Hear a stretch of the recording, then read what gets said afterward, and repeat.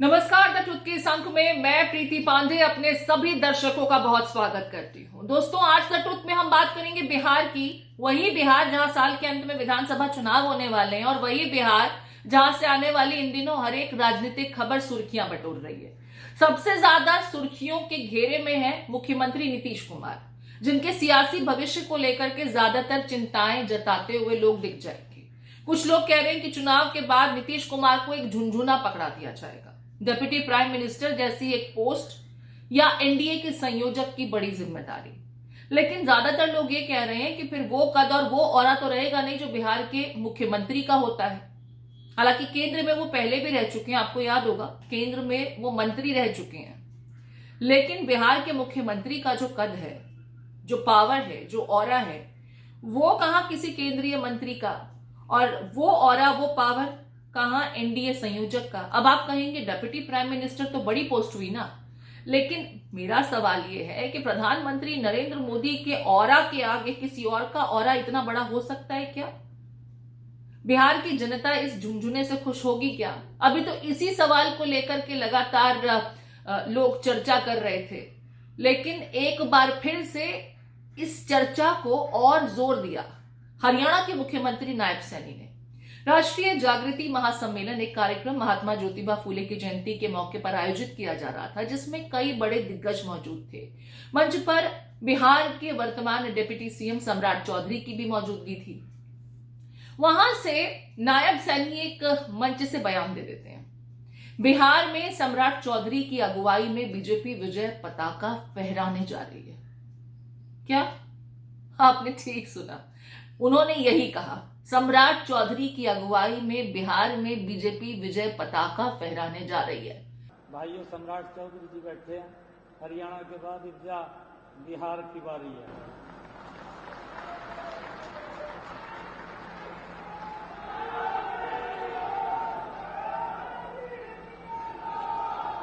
ये विजय की पताका ये रुकनी नहीं चाहिए। ये विजय का झंडा ये बिहार के अंदर भी फहराया जाएगा और हमारे सम्राट चौधरी के नेतृत्व में फहराया जाएगा। नीतीश कुमार का ना नाम ना उनका कोई जिक्र। अब एनडीए तो रहेगा, एनडीए में ही होते हुए नीतीश कुमार की पार्टी चुनावों का सामना भी करने जा रही है, लेकिन नीतीश कुमार को लेकर के कुछ स्पष्ट नहीं है। बीजेपी क्या सोच रही है, क्या स्ट्रैटेजी है, क्या प्लानिंग है, कुछ स्पष्ट नहीं है।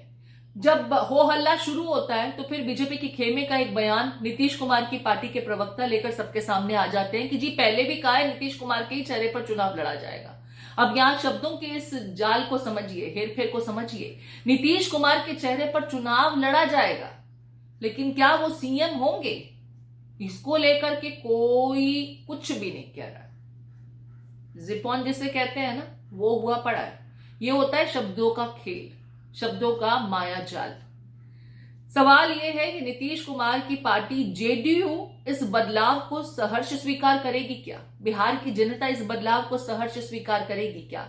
कहीं वो खुद को ठगा हुआ महसूस ना करे। अभी तो इस बात की भी चर्चा हो रही है। हालांकि नीतीश कुमार की पार्टी की तरफ से वो पुराना वाला बयान अमित शाह साहब का, जिसमें वो कह रहे थे कि नीतीश कुमार के ही चेहरे पर चुनाव लड़ेंगे, उसका जिक्र बार बार कर दिया जाता है। लेकिन चेहरे पर चुनाव लड़ना मतलब उनके फेस को जनता के बीच रख करके वोट अपील करना, लेकिन मुख्यमंत्री वही बनाए जाएंगे, इसको लेकर के मुझे अब थोड़ा डाउट है। बीते दिनों अश्विनी चौबे ने भी जो कहा था, डिप्टी प्राइम मिनिस्टर, एनडीए संयोजक, उससे पहले बिहार बीजेपी के अध्यक्ष ने भी कहा था कि भाई देखिए उनके चेहरे पर चुनाव लड़ेंगे, लेकिन वो सीएम होंगे कि नहीं होंगे ये तो दिल्ली में तय होगा ना। और एक बार फिर से नायब सिंह सैनी जो हरियाणा के मुख्यमंत्री हैं, देखिए कोई ऐरा गैरा नेता ये बात नहीं कर रहा है, हरियाणा के बीजेपी के मुख्यमंत्री ये बात कर रहे हैं। और उस मंच पर उपेंद्र कुशवाहा मौजूद थे, छगन भुजबल मौजूद थे, सम्राट चौधरी की खुद की मौजूदगी थी।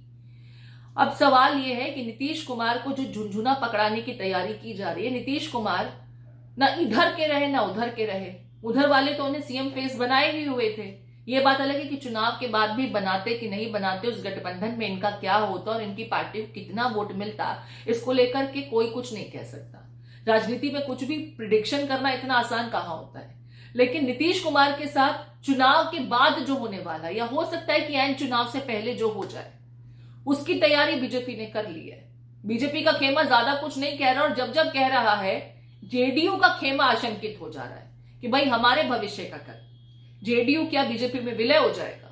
ऐसा होगा तो नीतीश ऐसा होने देंगे क्या? अब अगर आरजेडी के खेमे की बात की जाए तो आरजेडी का खेमा तो यही कहता रहा है कि नीतीश कुमार को अपनी कुर्सी बहुत प्यारी है, लेकिन अगर ये कुर्सी भी नहीं बचेगी तो वो आगे करेंगे क्या?